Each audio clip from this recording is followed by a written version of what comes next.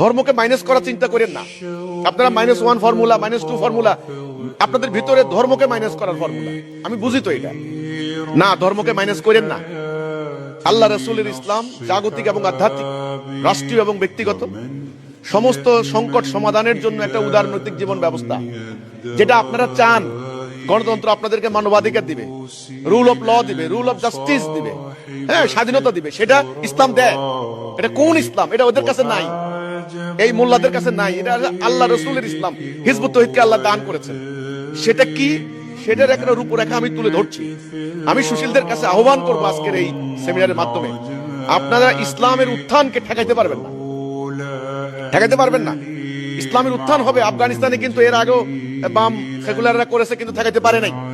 Iran ঠেকাইতে পারে নাই, ওই যে পাহলবিরা ঠেকাইতে পারে না, ঠেকাইতে পারবেন না। আপনাদের ব্যর্থতা হোক আর যে কারণে হোক, ইসলামের উত্থান হবে। প্রশ্ন হচ্ছে কোন ইসলাম? এই বিকৃত ইসলাম, এই ফেসিবাদী মানসিকতার ইসলাম, এই বাড়াবাড়ি ধর্ম ব্যবসার ইসলাম না। আসেন আল্লাহ রাসূলের ইসলাম যেন আসে, যেটা আপনারা চান, যেটা জন আকাঙ্ক্ষা, সেটা বাস্তবায়ন হবে। অর্থাৎ উদার নৈতিক একটা এমন একটা জীবন ব্যবস্থা যেটা আল্লাহর হুকুমও মানতে পারবেন, তেমনি সমাজে শান্তিও কায়েম হবে।